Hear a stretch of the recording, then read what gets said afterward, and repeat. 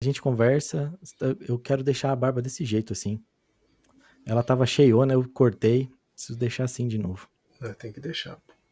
Deixa Tem que crescer, deixa deixar porque... crescer. Esquece beleza estética da barba e deixa a bicha ir embora. É isso. Dá uma Deixa parada, ela, né? dá uma parada só no bigode pra boca não sumir e é isso. Vamos em Vai frente. ficar bom, mas vai ficar bom, vai voltar. Aqui ela tá meio trabalhadinha no modelo trabalho agora só, então daqui a pouco É, volta a ficar grande de novo. vai ficar bonito de novo. Vai ficar bonito de novo.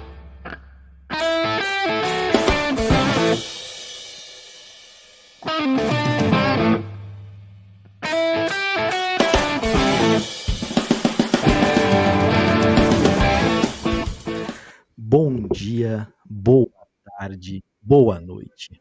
Para você que está chegando agora, está começando mais um episódio dos... Opa, errei tudo.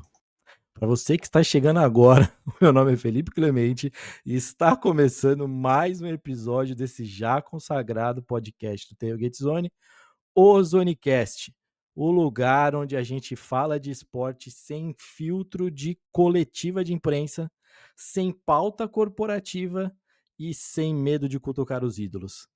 Cada dia diferente esse meu início, eu estou ficando bom nisso conforme a gente vai andando. Ao meu lado aqui, assim, ó, já digo aqui de antemão, estou segurando o microfone, pois estou sem braço.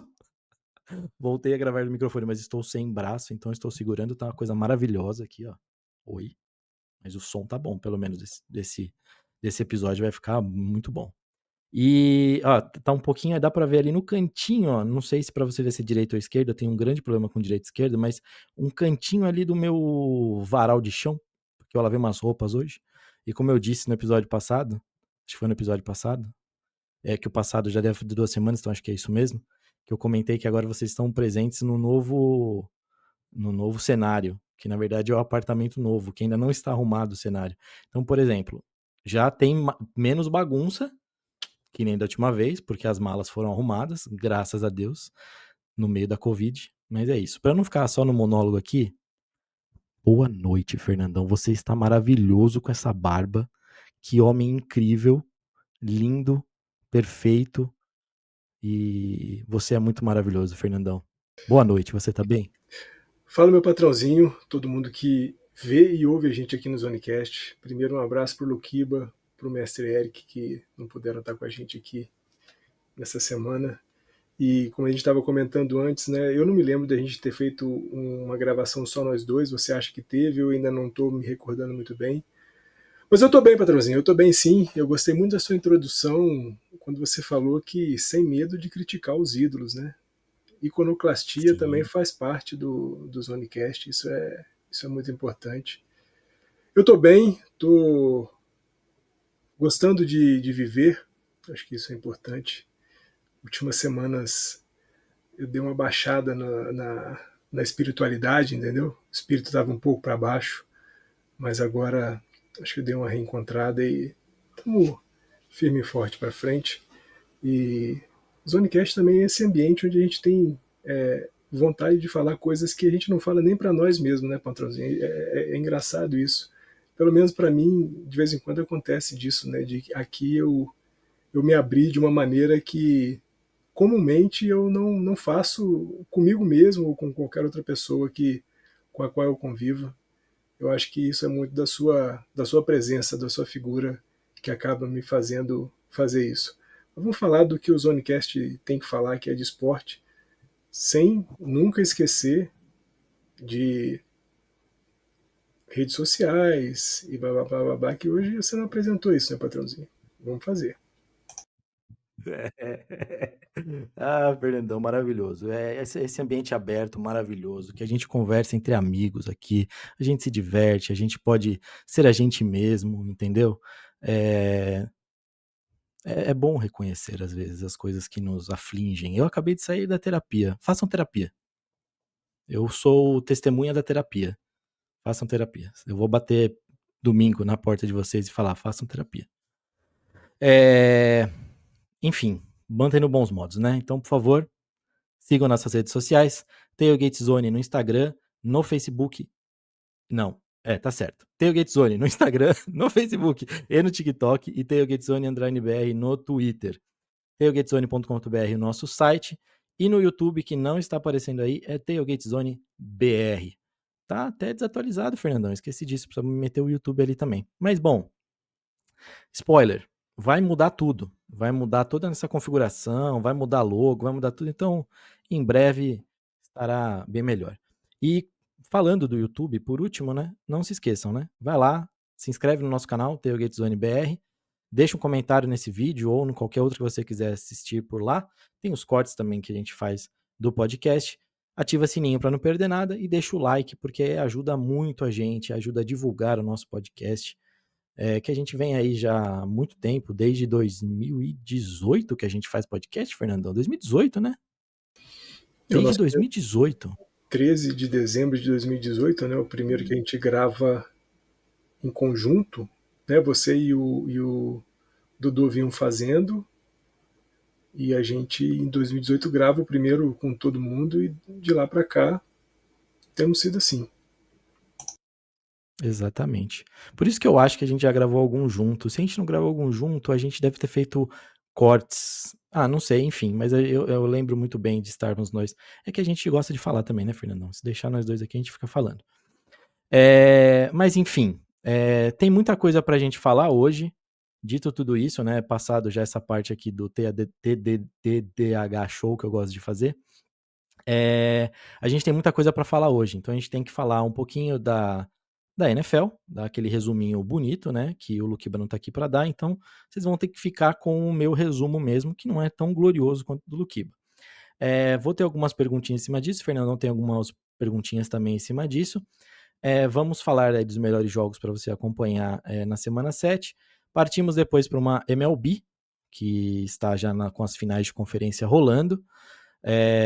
Está 2-0 para estão 2-0 para o Mariners e 2-0 para o Dodgers também. Certo? Exatamente. Então,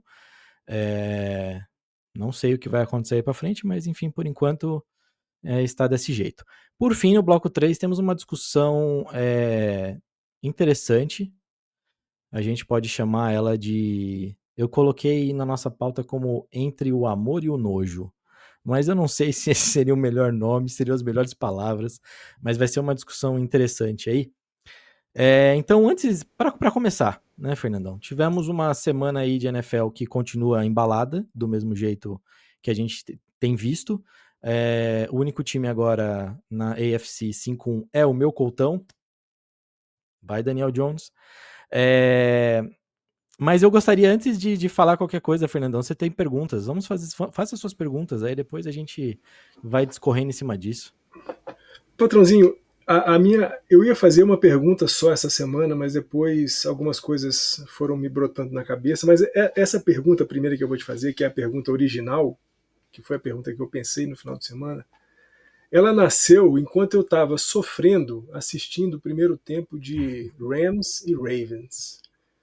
Aquilo me trouxe uma memória Maravilhoso. não muito boa de um Jets e Cardinals que eu assisti em loco, que até então era o pior jogo que eu tinha assistido na minha vida, um 7-6 assim, medonho, medonho, medonho.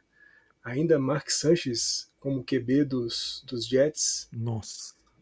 Então faz um tempinho, acho que foi lá em 2012 que eu assisti esse jogo. E eu tava vendo esse Rams e Ravens e tava assustado, sinceramente, patrão. Eu tava assustado porque eu tava pensando, que jogo medonho, que jogo horroroso, nada dava certo, nada era feito. O kicker dos Rams chutou um field goal assim horroroso. Talvez eu com 2 semanas de treinamento conseguisse mandar uma bola mais bonitinha do que aquele mandou, assim, entrando de lado com um sofrimento danado para poder fazer aqueles 3 pontinhos. Depois do segundo tempo deu uma melhorada, os Rams conseguiram anotar touchdowns e ganhar o jogo e tudo mais. Mas eu estava vendo esse jogo e esse sofrimento todo e estava pensando um pouco na temporada como um todo. Né? A gente teve um Falcons tomando de 30-0 dos Panthers para depois ganhar de maneira brilhante contra os Bills na semana que passou. O New England que perde a primeira semana dos Raiders e depois vencem os Bills também de maneira maravilhosa para agora liderar a AFC East. Os Giants vencem os Eagles e a gente tem um começo ruim dos Chiefs, que agora se recupera, a gente tem um começo muito ruim dos Ravens, que talvez não vá se recuperar dessa maneira. O que me soou vendo esses resultados e essa coisa um pouco desregulada, né? Porque comumente a gente tem os times melhores que vão vencendo, perdem aqui e ali e tudo mais, mas no final a gente tem uma noção de que esse time começou bem, terminou bem, teve no meio bem. Não te parece, patrãozinho, que essa temporada tá menos previsível do ponto de vista dos times que vão fazer os playoffs? Porque a gente não pode garantir muito bem que Bills vai ser o melhor time da AFC East, nem que talvez os 49ers vão conseguir, porque é uma chuva de lesões lá. Os Ravens talvez não se recuperem, Chiefs talvez se recupere, mas pode ser que não. Eagles tomando tropeções, Bills também tomando tropeções. Não te parece que é a temporada, pelo menos na minha cabeça, a mais imprevisível em termos de playoff? A gente, é isso que eu gosto. A gente não combina nada e o negócio vai sair do jeitinho que tem que sair. Eu real acho que essa é uma das temporadas mais surpreendentes que eu já assisti. Eu real acho isso e eu acho que é uma das mais imprevisíveis. A gente já teve essa conversa de temporada imprevisível em uns podcasts bem lá pra trás, que eu falei, pra mim essa é uma temporada mais imprevisível, e o Henriqueta e o Luquiba falou assim, não é nada imprevisível, ela tá acontecendo conforme o que deveria acontecer. Mas se você falar que a temporada agora, 2025, acontece do jeito que deveria acontecer, você tá totalmente maluco. Porque assim, ninguém imaginaria um Colts 5-1 e nunca ninguém ia imaginar a gente tá brincando de falar Baker Mayfield MVP. Tudo bem que a gente tá na sexta semana ainda, tá muito cedo. Mas assim, é incrível o roteiro que tá tomando essa temporada, né? Você comentou, por exemplo, Fernandão, dos Giants ganharem dos Eagles. Não foi simplesmente uma vitória, foi um amasso. Foi um controle total dos Giants. A vitória de 34-17 foi expressa realmente o que foi. Os Giants dominaram a partida. O Jackson Dart jogou absurdamente bem e a gente tem eu não vou saber, eu não vou falar o nome dele certo, e eu sei que tá uma palhaçada por aí de todo mundo falar que o nome dele tá sendo dito errado. Mas o Scaribo, o running back dos Giants, é uma figura à parte. Jogou muito também, tem sido um motorzinho legal nesse ataque. E o cara virou até atração fora de campo também, né? De ver as maluquices dele, né? O cara já entra com concussão no jogo, de ficar batendo a cabeça ali na parede, né? Maluco, o cara é maluco. Aí você vê também um time que tá muito bem, como o Broncos, ir para Londres jogar contra os Jets e ser 13-11. Um jogo difícil pro Broncos, cheio de decisão questionável, sabe? De um técnico que é o Sean Payton, não é um técnico vagabundo da NFL. Então, assim, a gente vê um monte de coisa louca. A gente vê o Panthers ganhando do Dallas, sabe? Tipo, na última bola. Então, assim, cara, realmente é impressionante. A gente vê um, um Patriots liderando novamente a leste da AFC, a gente vê um Colts 5-1, a gente vê um, um Bucks também jogando bem, a gente vê um Saints, que eu acho que o pessoal do Saints, eu acho que o pessoal está jogando um pouquinho para baixo o Saints. O Saints não é um time tão lixo assim também não, viu? O Saints é um time legal. E Spencer Rattler, eu quero fazer uma chamada para esse cara, mas não nesse podcast, no próximo. Porque eu acho que ele tá tendo números bons, apesar do elenco de apoio não ser tão bom. O elenco de apoio dele, tipo, linha ofensiva e receivers. Mas eu acho que esse time não é tão ruim como todo mundo tá falando. Então, essa vitória dos Patriots por cima do Saints pode ser um pouquinho elevada, assim, tá? E um Drake May também, que tá de sacanagem com a gente, né? Tá jogando muito bem. Então eu acho que é esse caminho mesmo. Essa temporada é muito imprevisível, muito maluca. E dito isso, Colts e Bucks no Super Bowl. Olha aí, hein? Olha aí. Não, Você brincadeira, respondeu. brincadeira, não. Ó, não vai depois jogar a culpa pra cima de mim que eu ziquei, qualquer coisa assim. E aí você responde uma pergunta minha já, Patrãozinho. Uma outra pergunta que eu ia fazer, e essa seria uma resposta, acho que mais rápida, que era esse ou aquele, de quem era pior, se Jets ou Saints. Você acabou de falar que o Saints não te parece tão ruim quanto muita gente tem dito. os Jets é o único time que não venceu ainda, né? Tá um 0-6. Os Saints pelo menos conseguiram uma vitória. Mas eu já tinha ouvido, né, o Dave Chiodini na ESPN falando justamente isso, né, que o Saints não é tão ruim quanto todo mundo está pintando que o time seja. Mas eu sei, uma campanha 1-5 e 0-6, né, dos Jets, e ao mesmo tempo também um time que mostra muita fragilidade, e isso que você falou, patrãozinho, de ser um time que entra um pouquinho para baixo já. Não sei se já faltando confiança, sem muita esperança de que o jogo vá acontecer dentro de algum tipo de parâmetro que eles tenham estabelecido previamente. Mas afinal de contas, Jets ou Saints como o pior time até aqui? Eu acho até difícil essa pergunta, porque eu não colocaria o Saints na mesma prateleira que o Jets. E eu acho que tem um time que é bem ruim também, e você acabou nem citando, que é o Titans. Para mim, Titans e Jets é que vão brigar pelas duas primeiras escolhas, tá? Eu acho que o draft do ano que vem deve ter Titans ou Jets ali liderando o draft. É, mas eu acho que do que a gente viu até agora, o Jets é com certeza o pior. Teve um lance, eu tô tentando lembrar o jogo agora dos Jets, que fica claramente, tipo, eles perdem o tempo. Eles perdem o tempo de ataque. Eles tinham, sei lá, 30 segundos e eles ficam conversando, não pede tempo e também não ataca. E você fala, meu Deus, que time sem controle. Sim, os Jets para mim, é a piada até o momento. Mais piada que o Browns, eu acho. Mas aí também tem mais um outro time que a gente pode falar também de ruim, antes de Vincents, o Browns, os próprios Browns. Mas aí começa desde lá de cima, porque imagina, você draftou 2 quarterbacks.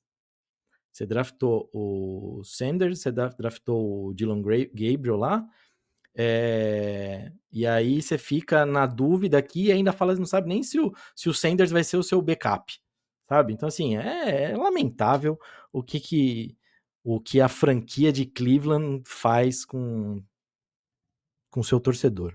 É isso. É uma cidade que merecia um pouquinho mais. E aí você tocou num ponto falando que vai ser Bucks e Colts, né?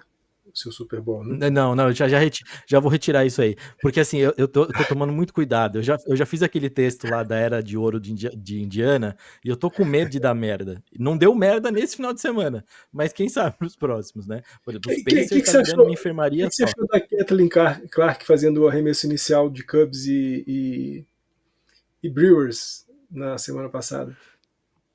Eu tô achando lindo essas Magoou coisas, ou esse não? tipo de coisa. É. Não magoou, não. Não. Sabe o que eu também gostei? Não me magoou, tá? Inclusive, apesar disso, não me magoou. A gente vai, tá vendo? TDAH Show total. A gente vai sair da NFL aqui total. Nos jogos agora de pré-temporada da NBA, o Haliburton, no jogo E que o Brewers os Dodgers, né? tava- ele entrou com a camisa primeiro dos Cubs, quando tava na série contra os Cubs, e agora ele entrou com a camisa dos Dodgers. Assim, ou seja, ele era um torcedor dos Brewers, e aí cancelaram o first pitch dele depois que a gente acabou com o Bucks, né? Aí cancelaram o first pitch dele. Aí agora ele falou assim: ah, é assim? Então tá bom, então vou torcer contra. Então agora ele não torce mais pro Brewers, ele torce contra o Brewers, ele não tem time fixo. Meu Aí eu Deus. achei muito engraçado. Então não me Só- machuca isso da Caitlin Clark, não. então, só para a gente retomar então a NFL, eu vou te fazer duas dentro de uma pergunta só. Show. Nessa coisa do pior entre todos esses que a gente citou aí, Jets, Titans e tudo mais. O melhor é o Bucks e o time que mais evoluiu é o Colts da temporada passada para É, assim, de temporada passada pra cá, eu já conseguiria falar, o Colts evoluiu muito. Inclusive, o jogo contra o Cardinals desse final de semana, é que parece clubista eu falar isso, né? Mas esse é o tipo de jogo que o Colts perderia no ano passado, e esse ano não perdeu. Aí podem falar que teve interferência, que não foi marcada, não sei o que lá, tal, beleza. Pode falar isso, concordo. Quando eu vi também, eu achei que já falei assim, passaram a mão pra gente. Mas esse é o tipo de passada de mão que nem teria no ano passado também. Então, assim, até na arbitragem a gente deu uma melhorada, se for ver. Ou seja, a gente tá passando mais medo, ou então a nossa defesa tá um pouquinho melhor. E também o Colts estava com 3 desfalques na secundária também, então vamos ver como vai ser contra os Chargers essa semana. Eu acho que os Bucks é um bom time, sim. no lado da NFC. Mas eu acho que o Lions ainda é um time melhor, apesar da derrota pro Chiefs. Inclusive, essa derrota do Lions pro Chiefs, eu poderia falar algumas coisas aqui de arbitragem também que deu uma falhada, né? Mas eu acho que o Lions ainda é um time um pouco melhor que o Bucks, mas a gente tem muito para ver ainda durante a temporada. O 49ers é uma pena. Precisa ver se eles vão chegar até a semana 10 ou 12 ainda com gente para jogar, porque nunca vi, enterraram um bode lá, enterraram alguma coisa lá em Santa Clara, não sei o que aconteceu. Então é deprimente. Então acho que do lado da NFC a gente deve ter Lions e Bucks aí dominando forte. Torcedor do Packers não fica triste, eu acho que o Packers também vai lutar bastante, mas para mim Lions e Bucks estão muito à frente de todos os outros. Na AFC, apesar do Colts estar na frente, a gente tem que falar do Bills, que não tem como ignorar que o Bills é um baita timaço, e o Mahomes quando engrena é o Mahomes quando engrena. Então ainda a gente vai falar, eu ainda acho que Chiefs e Bills são times melhores na AFC, e time por time, o time do Broncos também é melhor que o time do Colts. O dos Chargers também é melhor time por time. Então assim, tem muito time que eu acho que quando a gente olha 1-1 é muito melhor. Mas o momento do Colts é muito impressionante. E assim, esse ataque que tá tendo agora é melhor que o ataque de 2009, que tinha Peyton Manning no comando. É bizarro isso. Eu esqueci de trazer os números aqui, mas é melhor em jardas, é melhor em touchdowns anotados, é melhor em quantidade de sacks ou quarterback hits. Então, assim, sabe? Tipo, você falando no que recebeu menos quarterback hits e recebeu menos sack também. Então, assim, é realmente impressionante o que esse ataque vem fazendo. E a defesa é uma defesa equilibrada, não é uma defesa muito ruim, não. Precisa de melhorias. E, inclusive, o Colts deu uma arrumada no contrato do Kenny Moore. Eu acho que vem troca por aí até o limite de troca. Então, esse time é interessante. Mas eu acho que pelo menos tem uns 4 times na frente dos Colts. Eu não ia te fazer essa pergunta, não, mas já que você citou tantos times bons aí, pelo menos os que você considera que sejam os melhores até aqui, cumprido aí esse 1/3 de temporada já, alguém te decepciona, patrãozinho?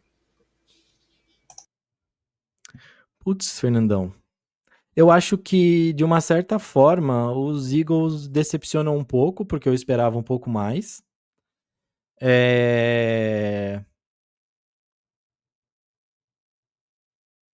Eu acho que não sei se eu colocaria Bengals como decepção, porque tá sem o Burrow, e também eu não sei se eles eram tão. Eu esperava tanto deles. Mas, pra mim, com certeza o Eagles, pra mim, apesar de estar 4-2, é uma decepção, eu acho, porque não, tá- não tá jogando bem, assim, bem, bem, bem. Tá fazendo o mínimo e ganhou esses 4 joguinhos, sabe? Os jogos que perdeu foi feio. Foi bem estranho. E assim, parece que o Nick Sirianni não tem resposta pra mudar o time. Então, não sei, eu acho que o Eagles é um de certa forma, uma decepção. E aí eu não vou falar como uma decepção, mas eu vou colocar como aquela pulga atrás da orelha. O Ravens estar 1-5 e o Ravens perder sem o Lamar Jackson, isso é muito bom pra quem é crítico do Lamar Jackson. Isso é muito bom. Porque é um tapa na cara, tá vendo? Os caras estão perdendo e estão jogando mal sem o Lamar Jackson. Então, assim, segura essa bomba aí, sabe? O cara é diferente pra cacete. Mas eu ficaria, acho que com o Eagles mesmo, Fernandão, porque de resto, não sei. O Steelers é uma surpresa também, tá? Pra mim, o Steelers é uma surpresa também. Não sei se eu respondi sua pergunta. Não, respondeu total, patrãozinho, e agora uma coisa puxa a outra, né? Isso de você ter falado, né? Como é bom ver, entre aspas, como é bom ver os Ravens perdendo sem o Lamar Jackson, porque agora as pessoas começam pelo menos a ver que de fato ele é um cara hiper relevante para o time. E eu não sei se você viu esse jogo Ravens e Rams, o terror Ravens e Rams, ou pelo menos passou o olho por Só ele. o, só o highlight. Eu tava vendo o jogo e assim me deu um pouco de tristeza de ver o Derrick Henry jogando com como é que é o nome do cara que tá agora de QB lá? O 18 lá, que eu esqueci o nome dele agora. Eu não lembro agora se foi o Hudley ou se foi um outro cara. Eu não lembro agora quem foi. É Mas foi outro o cara, terceiro quarterback não que é entrou Hudley, em não. campo. É. Não é Hudley, não era Hudley. E assim, era nítido que ele estava jogando ali porque é aquilo, ele está saudável, tem que jogar, joga, não tem outro jeito. Sobrou, né? Mas assim, a energia do cara tá completamente no chão, sabe? Assim, completamente no chão, porque, porra, ele chega num time com potencial de brigar para Super Bowl, com um cara, né, do lado dele como o Lamar Jackson, e que de repente Cooper Rush. tá vendo. Isso, Cooper Rush. Cooper Rush. E ele tá vendo a temporada ir embora. Né?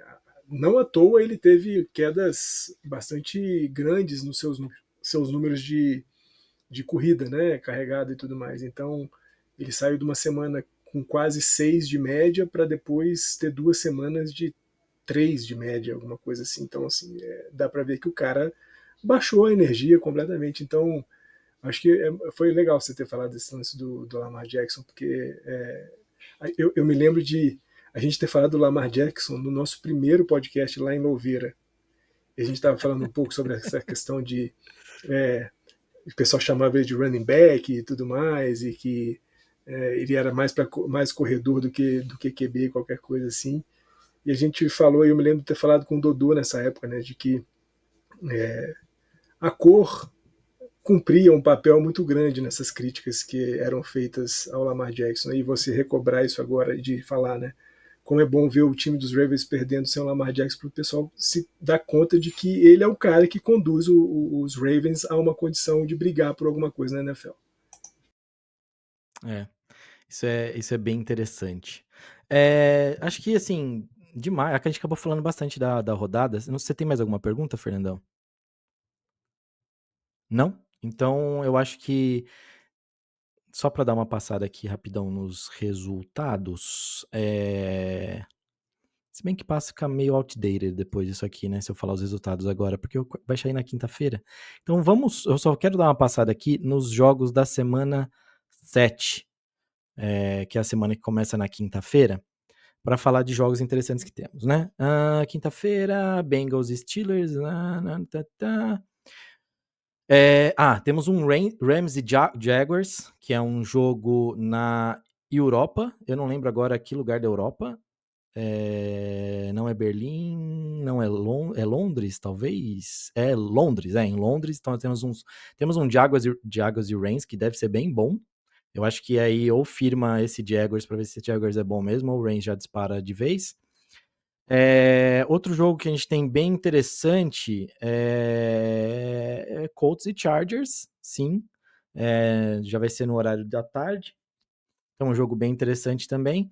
E a gente vai ter um Bucks e Lions no Monday Night Football. Então, assim, acho que três jogos bem interessantes aí durante a semana. E eu acho que também dá para colocar mais um aqui que eu tava vendo, que talvez seja curioso ver esse jogo, Commanders e Cowboys, porque é rivalidade, né? Então, é uma rivalidade antiga já. Então, 4 jogos aí que eu acho que são bem interessantes. E se eu não me engano, esses 4 que eu falei, todos vão passar na TV. Monday Night, porque é Monday Night. O de Londres passa porque é de Londres. E aí, Colts e Chargers também acho que vai passar na Sport TV 2. E Commanders e Cowboys eu acho que passa na GTV. Tá? Então, atenção para esses jogos aí. Abri meu microfone aqui, patrãozinho, para te fazer uma pergunta que tangencia a NFL. E você não precisa, talvez, ir muito a fundo nela, não. Só mesmo para dizer se está gostando ou não. Se você tem visto jogos pelo Sport TV. A gente sabe, né? Ah. Curte e Everaldo Marques, a gente sabe, né? Por mais que a gente tenha algumas resistências à figura do Curte e tudo mais, mas sabe o nível de transmissão que ele e o Everaldo Marques podem A gente entregar. arrumando Mas, treta, eu amo isso. mas por exemplo, a Arenilhas, o Gui que está fazendo a cobertura, acho que é o Gui, né, que está fazendo a cobertura nos estádios, né, o repórter de campo que tem estado. Sim. Uhum. Tem te agradado a cobertura que o Sport TV está fazendo, que a Globo está fazendo, e as transmissões têm sido legais? Eu confesso que eu só vi a primeira que passou, que tinha o Arenilhas com o Curte, na primeira semana ainda, com Curte e Arenilhas. Eu gostei muito do Arenilhas narrando. E como é que você está vendo esses?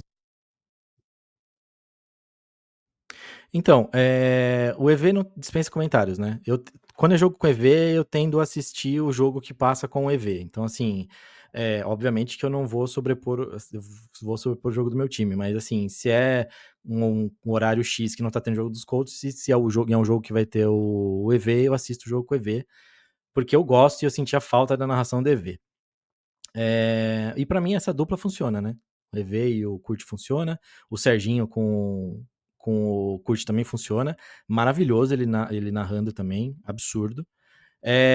Confesso que os outros eu não acompanhei muito. E quando a gente fala em cobertura da NFL num todo, pelo grupo Globo, eu ainda acho que é baixo, tá? Eu tinha esperança de ser um pouquinho mais, de ver um pouquinho mais de NFL do que a gente tem visto. Se eu abro o G1, eu não vejo tanta coisa. Eu esperava ver um pouco mais, por exemplo. Né? Então, assim, não, me agrada porque os jogos que eu vi foi sensacional, entendeu? Sensacional ver com o EV narrando. E com o Serginho também. Uhum. Mas cobertura como um todo, eu não sei ainda se me encanta, tá? Vamos ver. Vamos ver. Vamos ver os próximos aí. Eu não vou conseguir assistir também esse Cowboys É, e. Eu acho que é Cowboys e Commanders que vai passar mesmo na GE. Eu é, não queria acompanhar. Mas vamos só, ver o só, Colts que eu vou só assistir no Sport TV 2. botar um pitaco que eu, como eu falei, né, eu só assisti o jogo da primeira semana com Arenilhas e Kurt, mas eu comumente assisto o Globo Esporte todo dia, né, e segunda-feira e terça e sexta-feira, quinta e sexta-feira são dias que razoavelmente o Globo Esporte aborda um pouco de NFL por conta dos jogos, final de semana e tudo mais, resultados.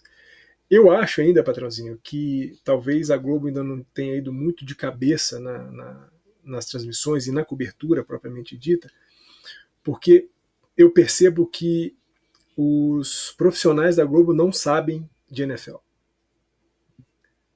O geralzão. Estão aprendendo ainda. Né? A gente sabe, a Arenilha sabe, Everaldo Marques sabe, o Kurt sabe, os caras sabem, o nosso amigo que está lá também, que era da ESPN, da baleia, cachorrinho, que adora cachorro, adora bicho. Ah, Aquele, o Mancha, é que era da verdade. O ESPN Mancha também também. tá lá. O Mancha também. Assim, aquele ali, não temos que contestar nada do que os caras fazem do esporte, porque eles sabem muito. Mas eu acho que o geralzão, alguém que possa falar, os caras não sabem nome de jogada, não sabem falar o nome dos jogadores, então assim, eu acho que o fato de ainda ser uma novidade para muita gente dentro do grupo de jornalistas que cobrem esporte na Rede Globo, embora certamente tenham pessoas que curtam o esporte, que gostem de assistir, mas de conhecer o esporte, acho que ainda falta um pouco para isso. Talvez esse seja um lapso que a Globo vai tentar cobrir nessa primeiro ano de cobertura deles, para depois, talvez, ano que vem, ir mais a fundo. Eu, pelo menos, vejo isso porque o cara que faz a narração dos lances aqui em Brasília, assim, é triste, é triste. Assim, disso ele não entende absolutamente nada. Evidentemente que o cara estaria num papel falando, fulano de tal chutou o kicker, não sei, mas assim, ele não sabe do que ele está falando, não tem noção nenhuma do que ele está falando. Não, então, eu não sei nesse sentido, mas eu acho que peca muito, porque é uma transformação, querendo ou não. E a primeira, assim, onde eu sou meio de boa com isso, assim, eu acho que eu posso falar. Eu sou menos crítico a isso, porque é a primeira temporada, porque eu sei que tem um período de adaptação, que tem mudança, tem um lance de mexer um pouco em cultura da empresa, tem um lance de estar surgindo a GE TV também junto com a NFL vindo, então tem um outro projeto vindo junto, você querer tratar, por mais que tem muito jornalista e a gente participa de grupos de jornalistas e a gente sabe que a galera não gosta, mas o esporte ser tratado puramente como entretenimento, e aí a galera perceber isso e trazer muito mais gente que já é, sei lá, influencer e tal, para o meio. Isso leva um pouco de tempo para tudo bater e ser do jeito que a gente acha que tem que ser o esporte. Mas enfim, eu acho que aos poucos eles vão se entender ali. Mas vai ter um caminho grande para eles percorrerem, sim. Eu acho que é um Himalaia bom ali para eles.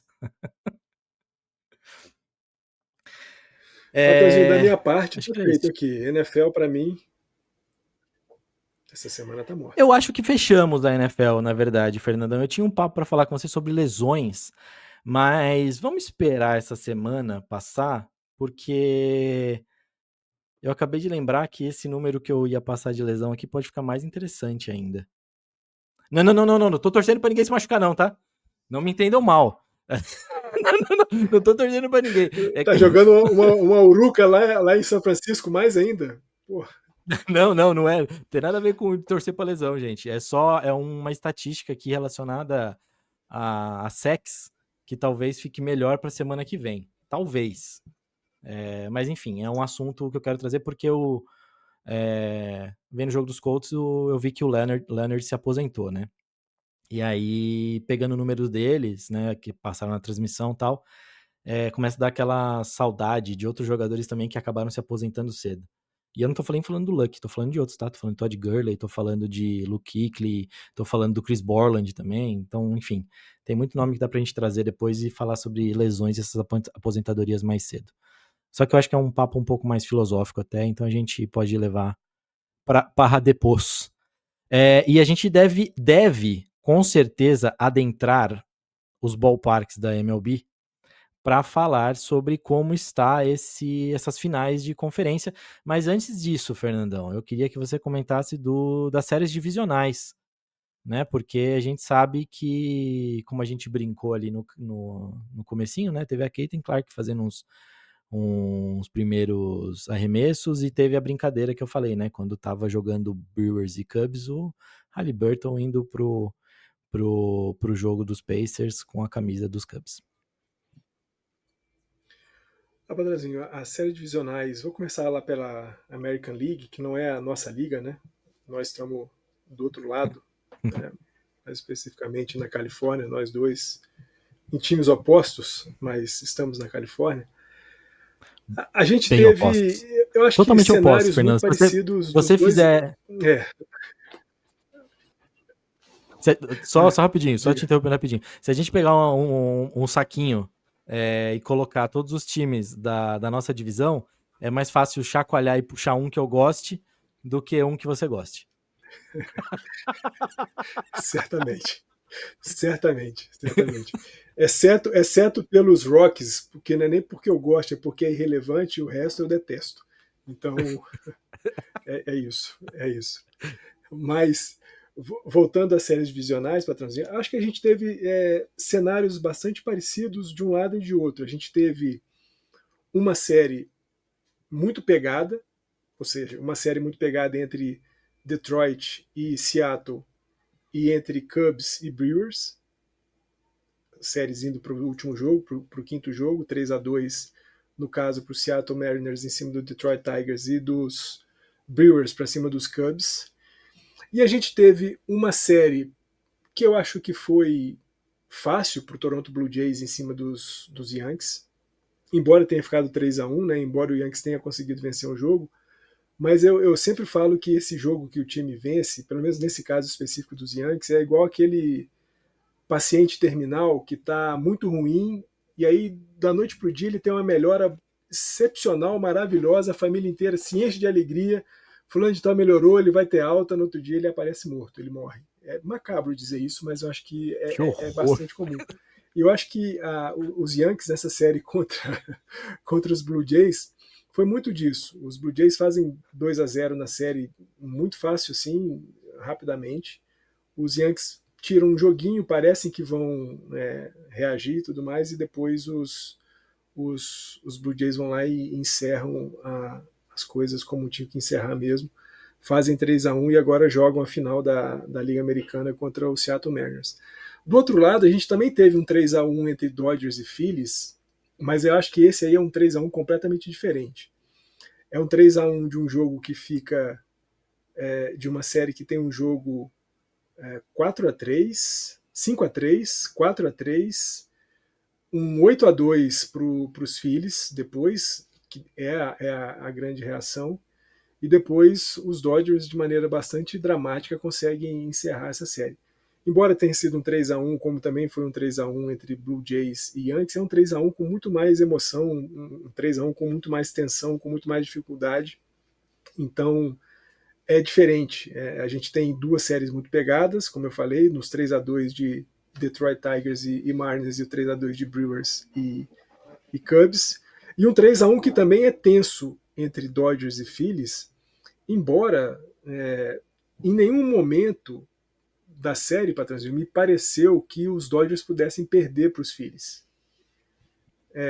Tudo bem, a gente teve um jogo mais desgarrado entre os dois, um 8-2 para os Phillies, mas sempre que os Dodgers se colocaram em condição de liderança na série, nunca me pareceu que os Dodgers pudessem perder essa liderança da série. E aí eu acho que conta muito, né, para os Dodgers terem vencido 2 jogos na Filadélfia, né?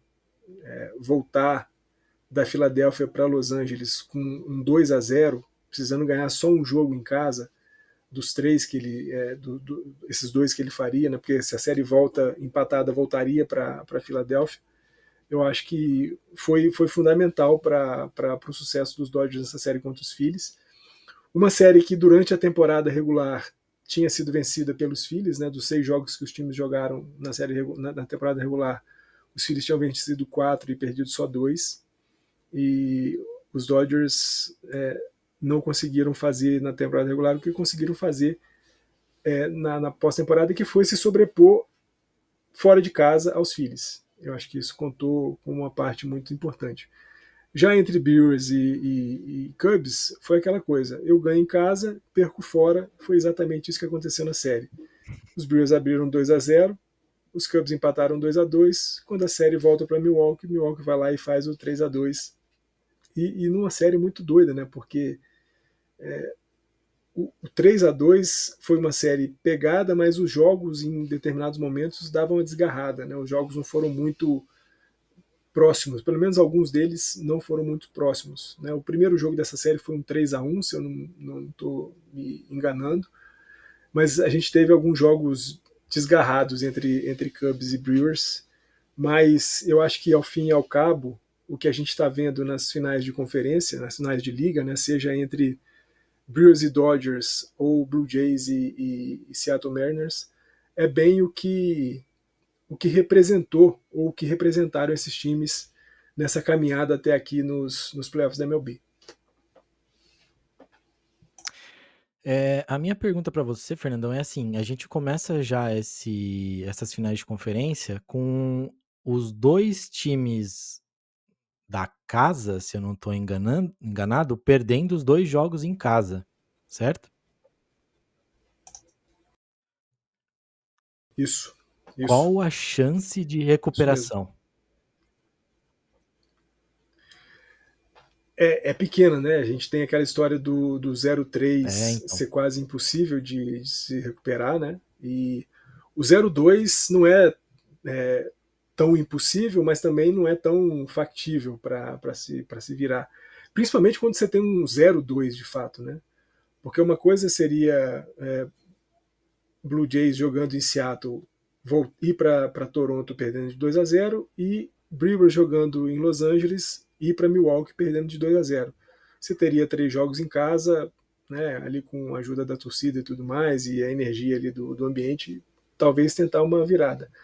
Mas quando você tem 2 jogos na sua casa e vai para a casa do adversário 0-2, sendo que os próximos 3 jogos são na casa do seu adversário, de fato é bem complicado. E aí, quando a gente olha para o lado da Liga Americana, entre Seattle e Toronto, a gente vê 2 times, nesse momento, bastante. Eu não sei se eu estou falando, você está me ouvindo, porque está rodando as bolinhas aqui na minha frente, eu não estou sabendo se você está me vendo e ouvindo. Mas eu vou seguir falando qualquer coisa, eu repito depois. Mas a gente tem 2 times que estão bastante discrepantes no que diz respeito a desempenho dos dois, seja rebatendo, seja no montinho. A gente tem, por exemplo, um time do Toronto Blue Jays nessa série em que o Guerreiro Júnior não rebateu nada ainda, o Dalton Varsho não rebateu nada ainda, o Andrés Giménez não rebateu nada ainda, os caras estão com 0% de aproveitamento.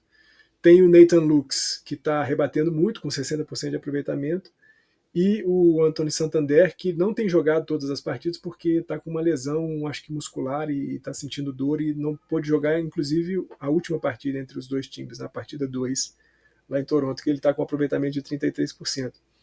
O restante é todo mundo ou ali na casa dos 25 ou bem abaixo dos 20.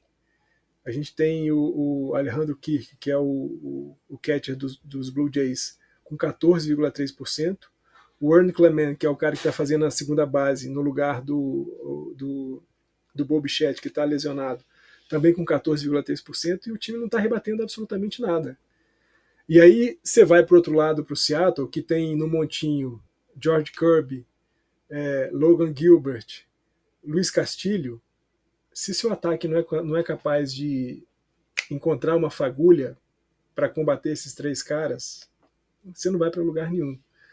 E aí, quando a gente olha para o ataque de Seattle, tá lá, Kyle Riley continua rebatendo, os home runs deram uma reduzida, mas continua rebatendo muito bem, para quase 30%. Julio Rodrigues, quentíssimo, e um cara que para mim, até agora, ele é o MVP não só da ALCS, para mim ele é o MVP das finais de liga, que é o Jorge Polanco, que está jogando demais. O Jorge Polanco é o cara mais quente, talvez, de todos os 4 times que estão jogando até aqui. Então eu acho que a gente está gravando, né, hoje, dia 15, quarta-feira, quando vai daqui a pouco rolar o terceiro jogo entre Toronto Blue Jays e Seattle Mariners. Os Blue Jays precisam encontrar uma forma de rebater contra os Mariners. Se isso não acontecer, essa discrepância de montinho e ataque que está havendo entre os dois times vai ser sufocante e, não sei, uma varrida não é nada impossível entre esses dois times, porque, como eu falei, está muito desigual. Está muito desigual o desempenho do montinho dos Blue Jays, não está nada bem. Eles estão tendo que trazer o bullpen muito cedo para o jogo, e o bullpen não está sendo capaz de manter os jogos quando eles estão mais próximos. Né? Teve um jogo dessa série que estava 2-1, quando o bullpen entrou, as coisas desandaram, e a gente sabe, né, que em playoff você ter os seus arremessadores titulares indo longe nas partidas conta bastante, né? E os Dodgers podem falar isso muito bem, né? Porque teve 2 jogos contra os Brewers, em que no jogo 1 o Blake Snell foi para 8 entradas, e no jogo 2 o Yoshinobu Yamamoto arremessou um jogo completo. Então, assim, isso foi fundamental para que houvesse sucesso do time dos Dodgers em cima dos Brewers, e que, de novo, né, que durante a temporada regular, Brewers e Dodgers foi uma cachapante 6-0 para os Brewers. Os Brewers venceram todos os jogos da série anual, né, contra os Dodgers, e isso poderia ter sido um fator para essa série de final de Liga Americana, Liga Nacional, mas até aqui não tem sido. A gente teve um primeiro jogo entre os dois times que foi hipertenso. Para quem é torcedor dos Dodgers como eu desliguei a televisão, eu desliguei o computador, eu desliguei celular completamente na última entrada, porque eu já não tinha mais coração para poder ver o Blake Treinen arremessando, enchendo base, e o Bryce Turang vindo para poder rebater um canhoto contra destro, rebater, e eu já estava apavorado, até que eu recebi uma notificação do grupo dos Dodgers que era assim: eu quase morri. Se o cara quase morreu, ele não morreu, então foi bom para os Dodgers. Então eu voltei, liguei a televisão de novo, fui no celular, fui no tablet, fui no computador e vi que os Dodgers tinham vencido. No jogo 1. No jogo 2, aí as coisas deram uma desandada um pouco pior para o time dos Brewers, embora eles tenham conseguido um home run no primeiro arremesso, né? Primeiro arremesso do jogo do Yoshinobu Yamamoto pro Jackson Chourio, ele manda um home run, mas depois disso aí em diante o Yamamoto dominou completamente o ataque dos Brewers, e os Dodgers conseguiram encontrar o Fred Peralta, que estava arremessando para os Brewers naquele dia. Dito tudo isso, né, patrãozinho, o que a gente vê é que tanto para Seattle quanto para os Dodgers as coisas estão bem encaminhadas, mas a gente sabe, o beisebol precisa só de uma pequena fagulha, uma faísquinha é o suficiente para as coisas mudarem completamente. Então, devagar com a dor, que o santo de Dodgers e de Mariners é de barro.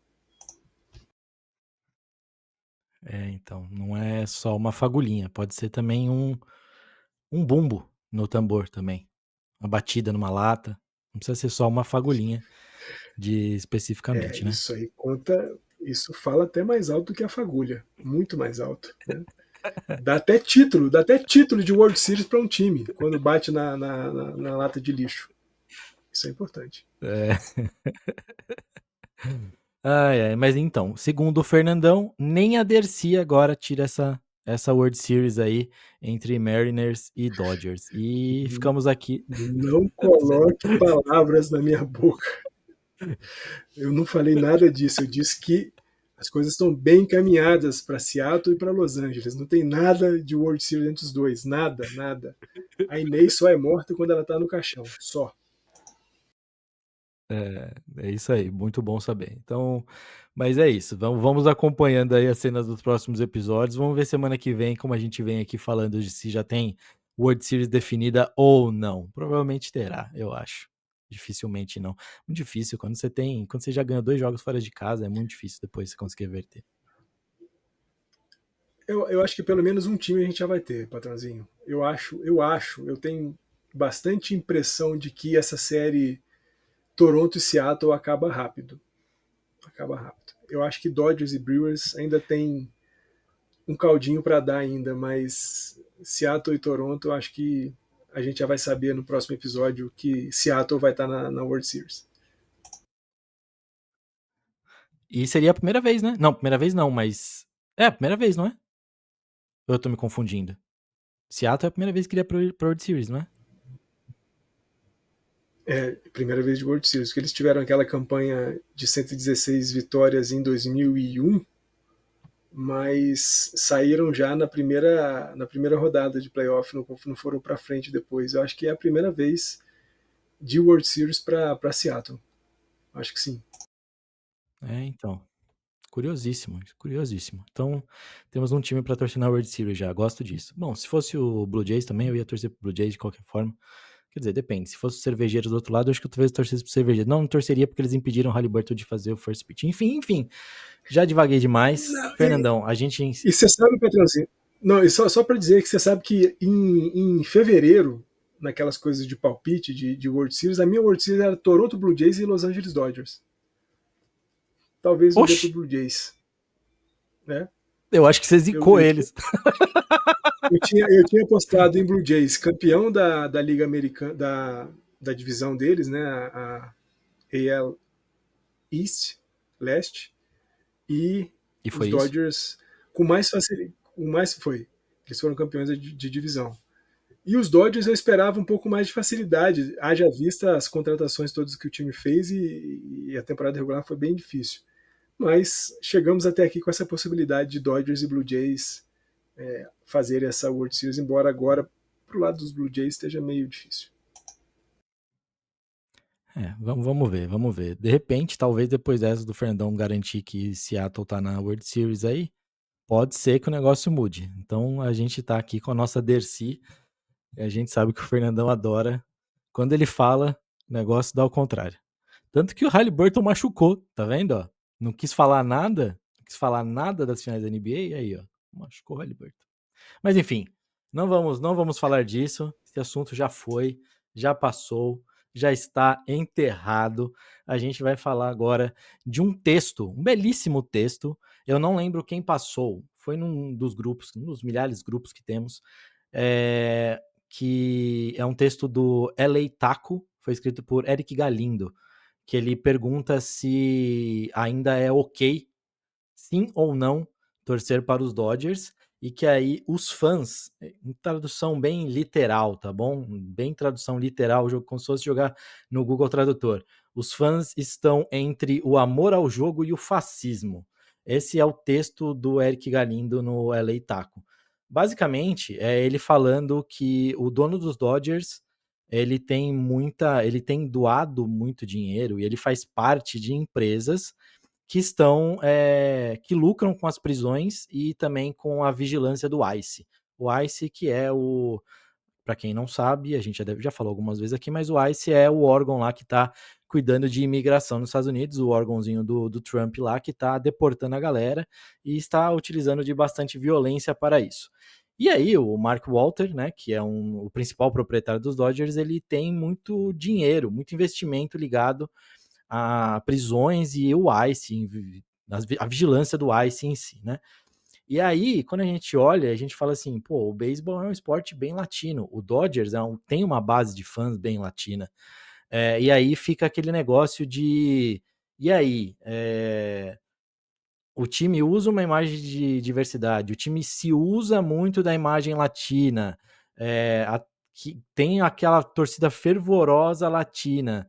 E aí, como que fica? Você torce pro time, não torce pro time? E aí, nisso, o Fernandão deu uma resposta lá no grupo em cima disso, e para mim fica aquele negócio assim, né, Fernandão? Quando a gente pensa no nosso clube, o nosso clube é a torcida e a história dele, ou é só o CNPJ que toma as decisões? Quem passou esse post, esse link para a gente da matéria foi o meu querido mestre André Fran, famoso aí pelos Obrigado. programas do Multishow, Globo News e tudo mais. E foi ele que me mandou, e, né, sabendo que eu era torcedor dos Dodgers e o texto e a postagem, né, toca diretamente no torcedor dos Dodgers, eu respondi para ele justamente isso, né? Patrãozinho, e falando aqui agora para a gente estender essa conversa um pouco mais, essa é uma dúvida que me perpassa em relação a todos os meus times. E lá eu falei, inclusive o Vasco, né? Inclusive o Vasco É. é o meu primeiro time, né? O meu primeiro time é o Vasco. Eu vou conhecer Lakers, Kings, Rams, Dodgers muito depois de já ser um vascaíno de carteirinha, de nascença e tudo mais. Mas a gente vê ao longo da história do Vasco, né, a relação do Vasco com, por exemplo, Eurico Miranda e as coisas que ele fez, a postura do Pedrinho agora, a postura de outros presidentes do Vasco e de alguns jogadores de futebol do Vasco ou de quaisquer outros times. Essa é uma dúvida que me toca profundamente. O que é o Vasco? O que é o Dodgers? O que é o Kings? O que é os Rams? O que é o Lakers? É possível dissociar a imagem do time do seu dono, do seu diretor, do seu presidente, mas é possível associar completamente a imagem do time e do seu dono, do time e do seu presidente, com a história e a torcida do time? Essas são coisas que eu me pergunto muito. E aí eu não sei se é uma postura talvez de defensiva, de tentar encontrar um meio de falar o seguinte: eu continuo sendo Vasco, eu continuo sendo Dodgers, continuo sendo Lakers, por conta da história do time, por conta de coisas que o time fez em tempos passados que me deixam orgulhoso sobre o Vasco, né? Conhecido, useiro e vezeiro, de saber que é um time que foi o primeiro, ou pelo menos um dos primeiros, né? Num conjunto de vários times que na época aceitaram jogadores negros para jogarem, para comporem seus elencos. O Vasco aceitou e o Vasco brigou por isso, né? Porque o Vasco foi boicotado historicamente no Campeonato Carioca de 1922, porque o Vasco peitou a federação e os outros clubes dizendo: não, nós vamos usar jogadores negros no nosso elenco. E o time não pôde disputar o Campeonato Carioca de 22 por conta disso. O primeiro Campeonato Carioca disputado pelo Vasco é em 23, e aí já com jogadores negros e tudo mais. E o de 22 ele não consegue jogar porque ele foi boicotado. Não pôde jogar com jogadores negros. Da mesma forma, a gente tem os Dodgers, o time que tem o primeiro jogador negro da MLB, com Jack Robinson. Eu tenho nos Lakers uma figura que aqui eu já falei 1000 vezes, se for preciso falar mais 1 milhão de vezes, eu vou falar, Kareem Abdul-Jabbar, que é uma figura gigantesca para mim. Não só dentro da quadra, mas fora da quadra também. E tudo que esse cara representa, e tudo que esse cara representou junto com outros jogadores negros que sofreram um preconceito terrível na década de 60, na década de 70, na NBA e tudo mais. Então eu olho para esse lado. É claro que foi o que eu falei com o mestre André. Eu falei, a gente não pode nunca fechar os olhos para o que o time faz enquanto seus gestores. Eu não posso dizer que porque eu sou Dodgers por conta dessa história, por conta dessa questão da quebra de barreiras raciais nos Estados Unidos, no esporte, no beisebol especificamente.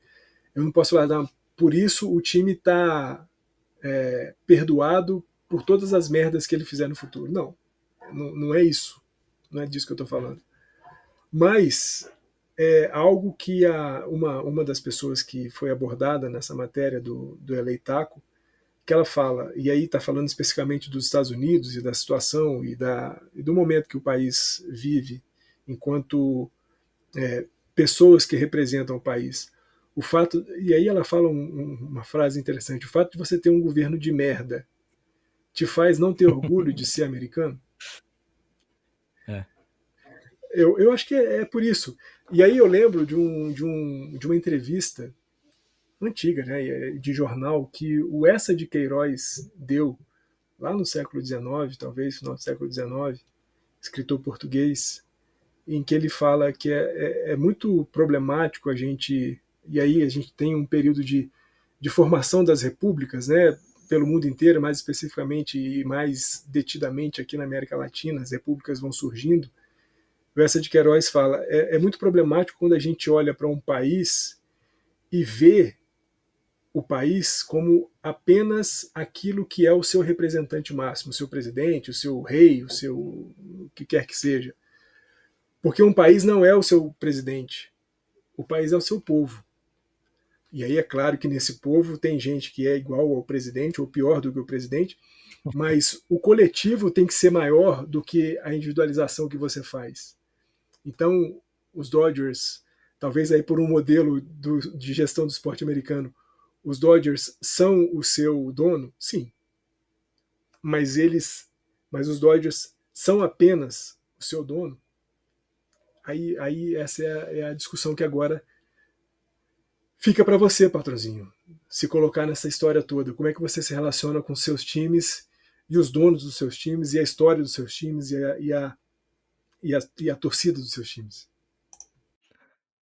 Como a gente ia estar só nós dois aqui, eu tinha certeza que você ia jogar uma dessa pra mim. Eu falei, ele não vai deixar, tipo, só ficar no que ele pensa pra eu dar uma comentada. Ele vai jogar pra mim. Tinha certeza, tinha certeza. Só um dado, eu fiquei pensando muito nisso, né? Durante a tarde, durante os dias, desde que eu mandei pra vocês, só que eu fiquei pensando sobre esse tema. Mas um número aqui, tudo bem. Esse Eleitaco, ele faz uma pesquisa lá no Instagram dele. Pesquisa de Instagram, básica. E ele conseguiu conversar com 140 torcedores do Dodgers. Desses 140, 47,1% disseram que eles se sentem conflitados sim nesse amor e ódio pelo clube por conta dessa relação toda do dono, né? A 27,1% falou que não iam torcer nessa temporada. E 23% dizem sentir-se bem. Então, assim, realmente mexe. Eu acho que, querendo ou não, mexe um pouco na gente, ainda mais quando isso mexe com a identidade inteira de uma torcida. Não é besteira falar isso, mas o Dodgers tem uma base de fã muito grande que é latina. Muito grande mesmo. Eu queria ter um número aqui agora. Eu fui até atrás, mas eu não achei nenhum dado confiável. Nenhum dado confiável mesmo. Mas a maior base de fã. Isso é meio que. Pode ser um efeito Mandela, que eu tô falando? Pode. Mas a noção que tem é que realmente é uma base muito forte latina. E aí eu acho que isso acaba pegando bastante. Mas, voltando à pergunta do Fernandão, para mim eu acho, o que eu fiquei refletindo foi, o motivo de você torcer por um time ou torcer por alguma coisa, antes de qualquer coisa, eu acho que vem muito da ideia irracional. Eu acho que torcer é irracional. E tem que ser assim mesmo. Podem criticar, eu acho que torcer é irracional às vezes. Porque você, sei lá, você escolhe times, você escolhe um lado para torcer, às vezes de coisa banal. Pode ser de uma coisa que vem de casa, pode ser de uma coisa infantil, pode ser qualquer coisa. Por exemplo, tudo bem que também eu tô fazendo um recorte meu, né? Minha bolha, mas quando eu penso, eu e o Fernandão pro Vasco, eu torço pra Portuguesa. Querendo ou não, a gente torce para times que remetem ali a uma colonização, aos imigrantes portugueses que vieram pro Brasil, né? Então, assim, para mim, a Portuguesa, que é o time que fez eu gostar de esporte, que fez eu acompanhar esporte, é uma ligação muito mais com a minha família do que qualquer outra coisa. Então, eu falo que a Portuguesa é muito mais paixão do que simplesmente futebol. Então, para mim, a Portuguesa sempre esteve acima do futebol, né? Sempre, sempre, sempre, sempre.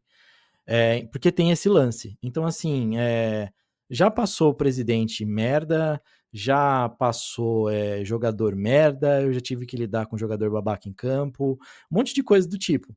Mas pra mim, o símbolo de Portuguesa estava sempre acima, porque aquilo vinha de uma ligação de família. Porque eu vi meu avô torcendo, eu vi minha avó torcendo, eu vi meu pai torcendo, eu ia com meus tios nos estádios.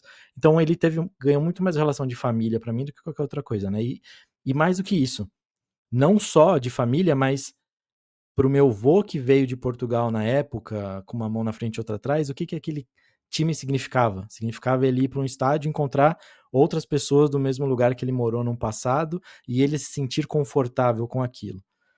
Que às vezes pode parecer um negócio banal, mas assim, foi uma ligação que foi criada ali.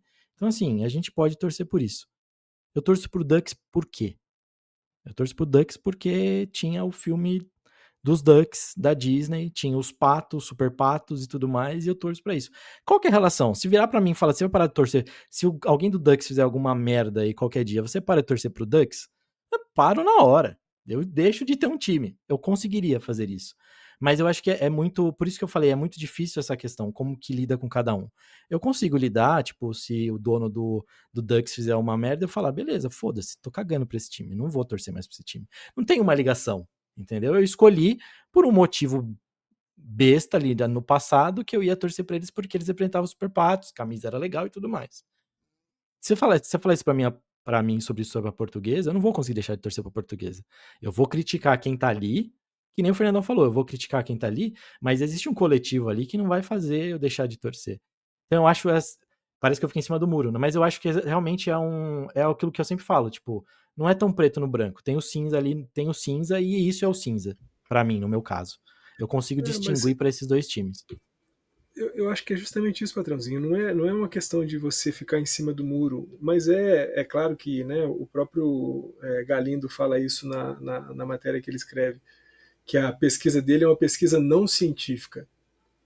Claro, né, É. um universo de milhões de torcedores, você pegar 147 e achar que esses 140 e poucos representam a totalidade, não dá, né? Estatisticamente a gente nem pode contar como relevante esse número.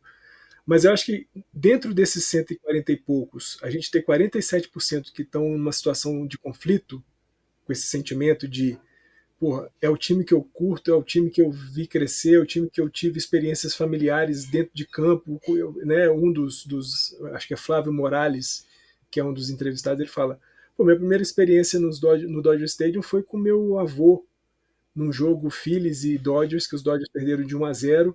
E embora a gente tenha perdido aquele dia, a atmosfera era muito legal, ter estado lá com meu avô foi muito legal, e isso é esse senso, essa sensação, esse sentimento, é que se sobrepõe a essa, ou pelo menos que fica ali nesse limiar entre, putz, largo esse time de lado, ou esse sentimento é maior do que eu e eu vou continuar com os caras. Eu acho que é isso. Esse conflito, para quem pelo menos, é, embora, como você falou, né, escolher um time é uma questão irracional, mas depois que você escolhe, você tem condições de racionalizar sobre essa sua escolha e sobre as coisas, como é que você se relaciona depois com esse time. Eu acho que o que a gente não pode fazer é isso, é fechar os olhos. Falar assim, bah, beleza, eu sou Dodgers, não quero nem saber, pode pegar todos os latinos, tacar dentro do camburão e mandar para os seus países de origem, que eu não estou nem aí, não faz diferença, não pode. Isso é que não pode. Porque aí já não é mais uma questão de se você ser Dodgers ou não. É uma questão de humanidade, né? Uma questão de Uhum. dignidade humana, uma questão de cidadania, uma questão do direito do ser humano habitar, do ser humano viver, do ser humano estar onde ele quiser estar, fazer o que ele quiser fazer, claro, dentro das guardadas as devidas proporções nesse fazer o que quiser fazer. Eu acho que transcende a sua relação com o time. Se naquele episódio, né, que teve do Ice pedir para poder montar uma barraquinha lá no estacionamento do Dodger Stadium para poder pegar possíveis imigrantes ilegais, os Dodgers tiveram falado, beleza, pode montar não só uma, pode cercar todos os portões de entrada dos Dodgers e montar uma barraquinha do Ice ali para a gente poder ver o que vai dar. Eu acho que ali a desgraça tinha sido feita. Eu acho que isso Sim, aí com certeza. me faria virar as costas pro time, sabe? E aí, patrãozinho, nesse drama, né, nessa dicotomia entre a dúvida do amor e vivendo entre o fascismo e o amor ao time, uma semana depois, ou na mesma semana que o André compartilhou essa história com a gente, o Mookie Betts fez um anúncio, né, de que ele estava doando os últimos 5 milhões de dólares que ele recebeu de patrocínio para pessoas em situação de rua e ou algum estado de vulnerabilidade de Los Angeles. E o Mookie Betts embora tenha sido um cara, né, muito identificado com o Boston Red Sox, mas já está nos Dodgers já há algum tempo, e eu confesso que já nem me lembro mais que o Mookie Betts passou pelo Boston Red Sox. Eu hoje só vejo o Mookie Betts como jogador dos Dodgers. Como é que você também não olha para isso e fala, pô, é isso daí, ó. É esse tipo de atitude que me fala assim, pô, o dono faz esse monte de merda, mas eu tenho um cara, por quê, pô? Eu me identifico muito mais com os jogadores dos meus times do que com o dono do meu time. Eu só sei quem é o dono dos Dodgers, eu não sei quem é dono dos Kings, embora, né, os Kings também sejam do mesmo conjunto de donos dos Dodgers. Eu não sei quem é dono hoje dos Lakers, eu não sei quem é dono dos Rams, eu não faço a mínima ideia. Eu me identifico com os jogadores. E aí, para mim, é muito mais relevante olhar e ver o Mookie Betts fazendo um gesto desse do que olhar para o dono dos Dodgers se aproveitando de uma condição de perseguição a uma comunidade nos Estados Unidos para enriquecer, né, para ter lucro, e isso me fazer deixar de lado o Mookie Betts e olhar só para isso. Não, eu vou criticar isso e vou celebrar o que o Mookie Betts faz. Isso é um ponto interessante também. Imagina o próprio Yannis, agora mudando de esporte. Antes de mudar de esporte, peraí. Volta. Isso que você falou do Mookie Betts, da situação de moradores de rua, que estão em segurança em Los Angeles, mas a gente pode dizer que na Califórnia tudo isso é uma crescente. Tem um documentário na Netflix que chama Onde Eu Moro. Eu fui até procurar o nome de novo dele. Eu já assisti. É muito triste. É muito triste. Se você tiver num dia ruim, não assiste. Porque vai te deixar pior ainda. Mas é importante para ver como que é agravante. E aí, por que também falei disso? Citando o Yannis, né? O Yannis é um cara diferenciadaço na NBA. O cara é muito diferente, né? Assim como existem outros também, até porque a NBA é uma liga um pouco mais progressista. Mas ele deu uma entrevista esses dias falando que assim que ele encerrar a carreira dele da NBA, ele falou assim: jamais que eu continue nos Estados Unidos, eu volto para minha terra. Então, assim, eu acho que muitas vezes a gente, é o que o Fernandão falou mesmo, faz muito sentido a gente se apegar ao coletivo e a quem vem para o nosso time, né? Muito além de tudo isso. Eu lembro de eu e o Fernandão falar do Brogdon, quando a gente achava o Brogdon um cara incrível na NBA, e como eu fiquei contente quando ele foi jogar nos Pacers. Porque é um cara que estava envolvido em movimentos sociais, é um cara que quando teve o Black Lives Matter saiu em manifestação e tudo mais. Então, assim, é muito interessante quando a gente olha para esse lado. É difícil, eu acho muito difícil, eu acho mais difícil ainda ter uma resposta pronta para as coisas. Eu não julgo quem vai falar que deixa de torcer ou quem continua torcendo, que eu acho que faz parte da gente ter essa contradição dentro da gente. Somos todos uma contradição e eu acho que isso é o belo. Mas eu acho que vale muito de olhar para isso também, às vezes o ato que acontece ali. E isso fica visível em qualquer esporte americano. Mas eu acho que talvez na NFL a gente veja mais por conta do prêmio de Walter Payton Man of the Year, né, que acaba mostrando tudo que os jogadores são envolvidos e etc. Mas a NBA também agora tá fazendo isso, que é o prêmio do Kareem Abdul-Jabbar. Então, eu acho que às vezes pegar o coletivo e pegar esses jogadores, o que o jogador faz dentro do clube para a comunidade que ele está inserido ali, às vezes vale muito mais do que um dono desse dos Dodgers que está ajudando o Ice. Não sei. Então, é de refletir. Fica a reflexão NFL, para todo mundo. é isso, né, Patrãozinho? Assim, NFL e MLB têm dois prêmios muito relevantes, né? Não à toa Tem jogador talvez que se sinta mais agraciado de receber um Walter Payton e um Roberto Clemente do que provavelmente o MVP da temporada, porque sabe, claro, né, Uhum. o MVP ele representa o quanto que ele é importante para o time que ele joga, mas o Walter Payton e o Roberto Clemente representam o quanto que ele é importante para a coletividade, para a comunidade na qual ele está inserido. Embora, claro, a gente saiba, por mais que esses caras se integrem e se dediquem, nós estamos falando de gente que está completamente afastada dessa comunidade, né? Dessa comunidade da vulnerabilidade, da fragilidade, da carência e tudo mais, mas os caras se importam com isso. Os caras estão indo atrás de mitigar Uhum. em alguma medida a debilidade social que aquelas pessoas acabam sendo expostas, né? Acabam vivendo. Então, quando você fala, né, do Walter Payton e do Roberto Clemente na MLB,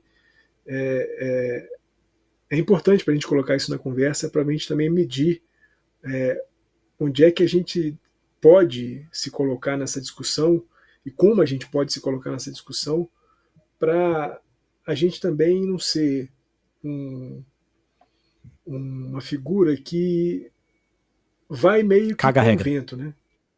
É isso, e assim, não, tá fazendo isso aqui, é um absurdo, isso aqui é uma merda, eu vou embora. Não quero mais saber disso. Aí depois o time faz outra coisa, o time não permitiu que o Ice fosse até o estacionamento, maravilha, pô, o Dodge é maravilhoso. Só que não é isso, não é assim. Né? A gente não pode ser maniqueísta nas análises sociológicas, né? Não existe maniqueísmo nesse Uhum. tipo de análise, porque senão a gente vai dizer, isso aqui é bom, isso aqui é ruim, e o que está no meio do bom e do ruim? Está o que no meio disso? O vazio? É o vácuo? Entre o ruim e o bom só tem um vácuo, não tem nada ali no meio?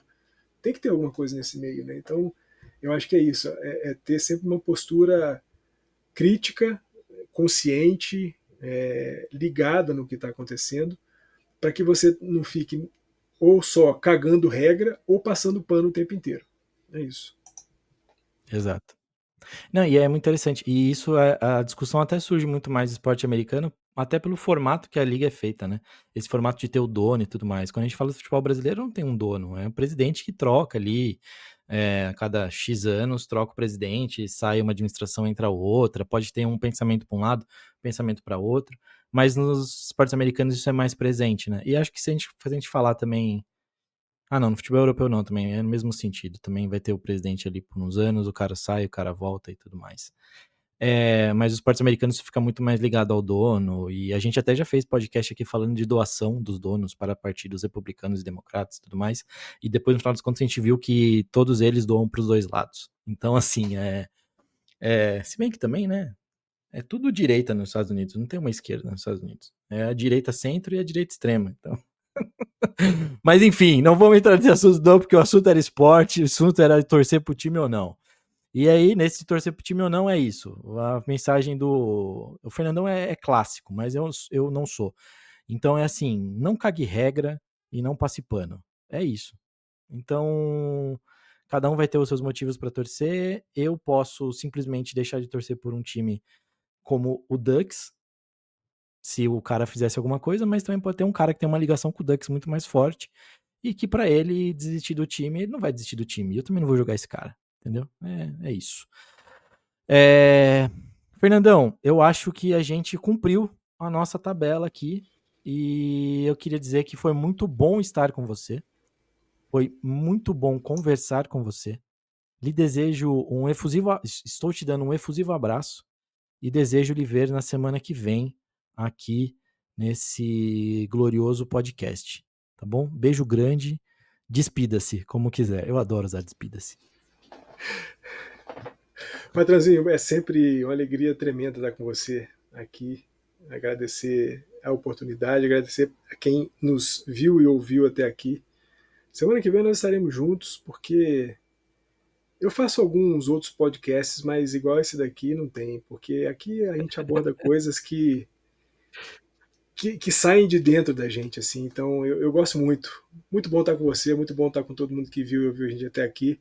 Semana que vem a gente esteja no time completo, com o Luquiba e Mestre Eric por aqui também, porque vai ser tão bom quanto foi hoje. Beijão para vocês. É isso aí. É isso, galera. Então, por favor, não se esqueçam aqui, ó, de dar joinha no vídeo, se inscrever no canal. Também já segue também o podcast, se você tá vendo por qualquer tipo de agregador do podcast. Prometo que semana que vem estarei de microfone novamente. Agora voltei com o microfone. Não sei se vou pendurar ele ou se vou continuar segurando assim. Mas é isso. Então o áudio estará melhor também, tá vendo? É isso que é bom. Beijo grande para todos. A gente se vê nesse mesmo bate-horário, mesmo bate-canal, na semana que vem. E fiquem atentos também nas nossas redes sociais, porque tá saindo coisinha aí. Vai sair um vídeo novo também, de 5 momentos mais loucos ou mais importantes do esporte para mim. E aí dá para pegar um pouquinho nessa conversa que a gente falou aqui hoje sobre como torcer, tá bom? Beijo grande a todos e tchau.